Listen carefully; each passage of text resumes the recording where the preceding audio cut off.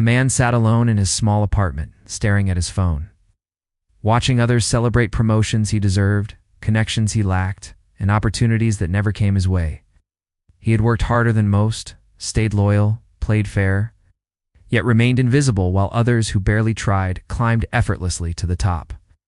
This is the story of how he stopped being a piece on the board and became the hand that moved it. Before we dive in, what time are you listening? Where are you from?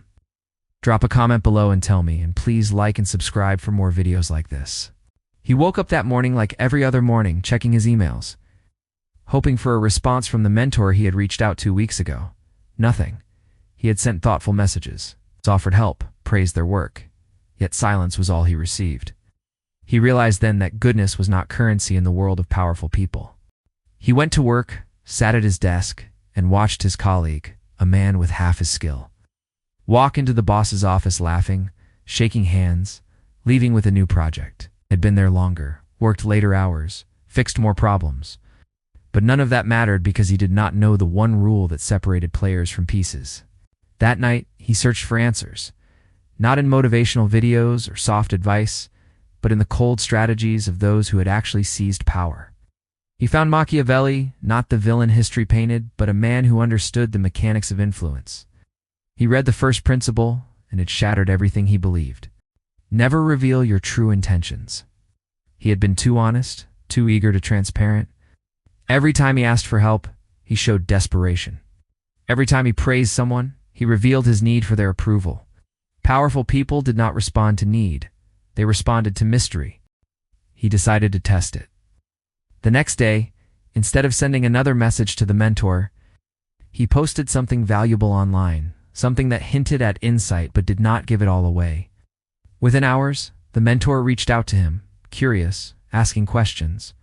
He had their attention now because he stopped chasing and started creating intrigue. He learned the second law that week: always say less than necessary. He had been the person who explained too much, justified too much, filled every silence with words. Powerful people spoke in fragments, left others guessing, made every sentence feel like it carried weight. He practiced silence. In meetings, instead of rushing to contribute, he waited, watched, then spoke once with precision.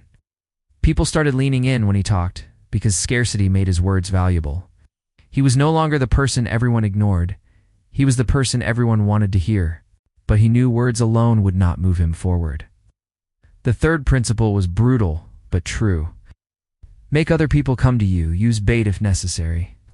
He stopped asking for opportunities and started creating situations where people needed him. He solved a problem no one else could solve, then mentioned it casually in the right conversation. Within days, 3 people reached out asking for his help. He did not give it freely. He traded. Access for access, information for introduction, value for value. He stopped being the person who gave everything and received nothing.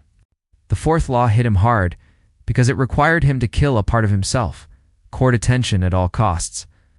He had spent years trying to blend in, not make waves, stay humble. But invisibility was death in the game of power. He started positioning himself in visible places, associating with people who had influence, making sure his name appeared next to the right projects. He did not lie, but he framed his contributions in ways that made people remember him. He learned that perception shaped reality more than the truth ever could. If people saw him as essential, he became essential, even if nothing else changed. Then came the fifth principle, the one that required him to betray his instinct for fairness. Protect your reputation at all costs. He realized that one accusation, one rumor, one mistake could undo years of work. So he became ruthless about his image. He distanced himself from anyone who dragged him down, even friends he had known for years. He cut ties with the people who complained endlessly, but did nothing. He stopped defending himself in arguments that did not matter. He let others fight small battles while he focused on being seen as competent, reliable, and untouchable. His reputation became his armor. The sixth law taught him something darker. He used selective honesty to disarm. He had thought honesty meant telling everything, but strategic truth was far more powerful. When he needed someone to trust him, he shared one genuine vulnerability, one real confession, and it made everything else he said seem trustworthy. People opened up to him. They told him their plans, their fears, their weaknesses. He did not use it against them immediately, but he stored it, knowing that information was leverage. He had stopped being naive. Trust was a tool, not a virtue. By the seventh principle, he had completely transformed. Let others to do the work, but take the credit. It sounded cruel, but he watched how it worked around him every day. The people at the top rarely did the labor. They orchestrated it. So he started building a network of people who owed him favors, who wanted his approval, who did tasks because it benefited them to be close to him. He gave them visibility in exchange for effort. He made them feel important, while ensuring the final result carried his name. It was not theft. It was leadership. The world rewarded those who took credit, not those who deserved it. He noticed something strange as he applied these principles. Same people who had ignored him before now sought his opinion. The mentor who had never replied now asked him to collaborate on projects. The boss who overlooked him now included him in private strategy sessions. Nothing about his skills had changed, only his approach. He realized that competence without strategy was invisible, but strategy without exceptional competence was empty. So he doubled down on both. He became better at his work while simultaneously becoming better at making sure people knew it. He stopped hiding behind modesty and started claiming space. The eighth law was the hardest to accept. Make people depend on you. He had always wanted to be helpful, but help without dependency was forgettable. So he made himself the only one who could solve certain problems. He controlled access to key information. He became the bridge between people who needed each other. When someone needed a connection, they came to him. When a crisis happened, his name was the first they called. He was no longer replaceable. He had become a necessity. He watched people struggle with problems he could solve in minutes, but he did not rush to help anymore. He waited until they asked, until they admitted they needed him. Then he solved it efficiently, making the contrast between their struggle and his ease impossible to ignore. Dependency was not built on kindness. It was built on irreplaceability. The ninth principle was ruthless. Crush your enemy completely. He had made the mistake before of leaving conflicts unresolved, letting rivals recover, giving second chances. But he learned that mercy and power was weakness. When someone tried to undermine him, he did not argue. He removed their ability to harm him. He outmaneuvered them quietly, turned their allies neutral, made sure they had no platform to challenge him again. It was not cruelty, it was survival. The world did not reward the forgiving. He remembered a colleague who had spread rumors about his work ethic, trying to poison his reputation before it fully formed. The old version of him would have confronted the man, tried to reason, maybe even forgiven, but he had learned better. He documented every instance of the colleague's incompetence, built relationships with everyone the man relied on, and when the moment came, presented facts that made the colleague irrelevant. The man left the company 3 months later, not because of a dramatic confrontation, but because he had been systematically isolated from every source of power. It was surgical, invisible, and absolute. The 10th law changed how he saw himself. Do not commit to anyone. He had spent years being loyal to people who were not loyal to him. He had tied his identity to groups, causes, mentors who used him and discarded him. But he stopped pledging allegiance. He stayed flexible, kept his options open, never let anyone own him. When opportunities conflicted, he chose the one that served him best. When alliances no longer benefited him, he stepped away without guilt. What he owed the world nothing. He had been invited to join a professional group that promised networking and growth, but he noticed they demanded exclusive loyalty, discouraged outside connections, and punished members who pursued independent opportunities. He declined politely, and within a year, watched the group collapse from internal politics, while he continued building relationships across multiple networks. Freedom, he learned, was more valuable than belonging. The 11th principle was psychological. Keep people dependent on you by keeping them in suspense. He stopped being predictable. Sometimes he responded immediately. Sometimes he disappeared for days. Sometimes he was generous. Sometimes he withheld. People could not figure him out, and that uncertainty made them obsess over keeping his attention.